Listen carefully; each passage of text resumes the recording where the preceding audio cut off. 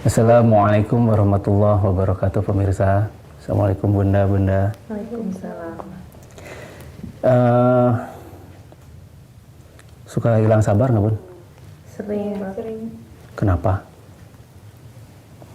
Iya. Ada aja godaannya. Misalnya kita lagi nyetir, tiba-tiba ada yang nyalip gitu kan. Kamu Terus begini, terus sering kita nyabar-nyabarin diri, sabar, sabar, urut dada. Sebetulnya yang namanya sabar itu bukan dari pemaksaan. Jadi yang namanya sabar itu muncul dari permakluman.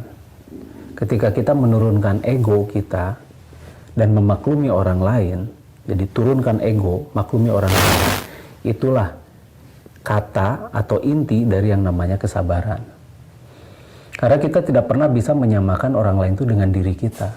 Mungkin kita baik, misalnya ya. Kalau kita GR, kita baik, begitu kan.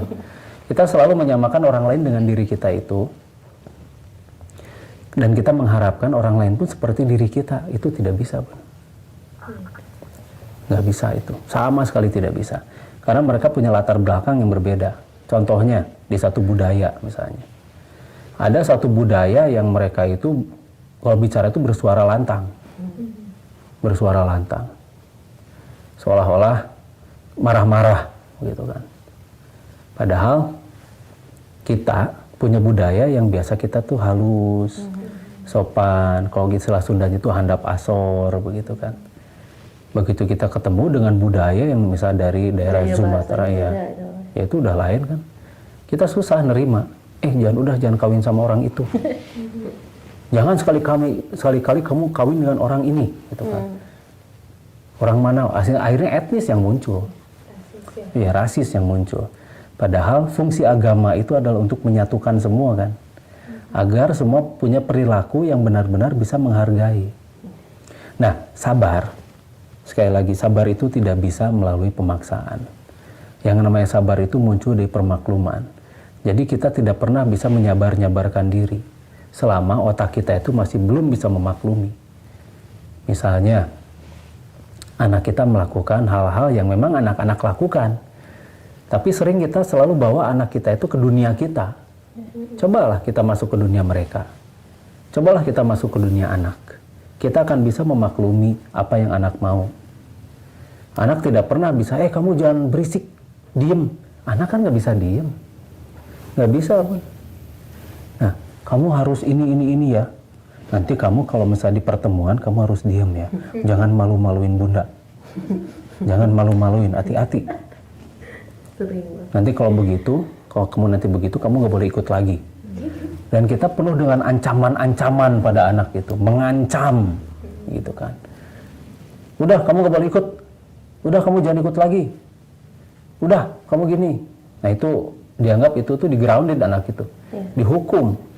Akhirnya yang terjadi, bukannya anak menurut kan, anak tambah membangkang, anak tambah melunjak. Jadi kita harus mengerti dunia mereka itu seperti apa, dan kesabaran itu kita mengerti dan memaklumi yang di luar diri kita sesuai dengan apa yang mereka gariskan. Allah gariskan anak itu seperti itu. Cobalah jangan bawa anak ke dunia orang tua, nggak akan bisa, Bun. Tapi kalau merasa mereka yang menyimpang gimana, Pak? Menyimpang itu, apakah selera kita atau selera agama? Ataukah begini, mereka tidak akan menyimpang apabila memiliki contoh yang baik. Sekali lagi, mereka tidak akan menyimpang apabila mereka memiliki contoh yang baik. Nah itu, berarti kalau mereka menyimpang, siapa yang salah? Orang tuanya. Orang tuanya yang salah, yang tidak bisa masuk ke dunia mereka, yang tidak bisa membina mereka, yang tidak bisa mendidik mereka, karena pendidikan yang baik adalah dengan contoh. Bukan dengan ajaran, kamu harus begini, kamu harus begitu, tapi kitanya sendiri tidak memberi contoh sesuai apa yang kita bicarakan. Kita tidak konsekuen dengan apa yang kita omongkan, kasarnya begitu. Kamu gak boleh marah-marah, gak bagus, jelek, begitu kan. Tapi kita marah-marah terus sama anak, gitu kan. Masa kamu gitu-gituan, kamu jangan ngomongin orang lain, jelek. kamu jangan begini. Tapi kita ngegosip terus, jelek-jelekin tetangga, terus jelek-jelekin orang lain, terus ya otomatis anak juga jadi ikutan.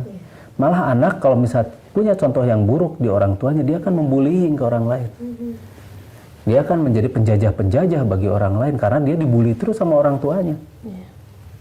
Sama orang dibully itu jadi dianiaya. Orang tuanya memaksa dia melakukan hal-hal yang dia tidak sukai. Padahal belum tentu yang dia sukai itu jelek, begitu kan. Misalnya dia suka nyoret-nyoret tembok, fasilitasi aja lah. Gitu kan, fasilitasi, kasih dia kanvas. Kasih dia cat yang memang bisa dipergunakan untuk ajang kreativitas dia. Insya Allah, anak gak akan nyoret-nyoret tembok karena dia terpuaskan kok. Tapi nyoret-nyoret mobil. Ya, mudah-mudahan apabila dia punya contoh yang baik, mudah-mudahan anak-anak akan menjadi anak-anak yang baik. Karena kita sabar dan memaklumi, sabar itu intinya permakluman. Nah, dan kita mau tidak mau harus menjadi contoh yang baik bagi anak karena kita orang tuanya. Yang pertama kali diajarkan pada anak adalah pertama kali itu adalah siapa Tuhannya. Mudah-mudahan ini bermanfaat, mudah-mudahan ini bisa dijadikan teladan. Wassalamualaikum warahmatullahi wabarakatuh. Waalaikumsalam.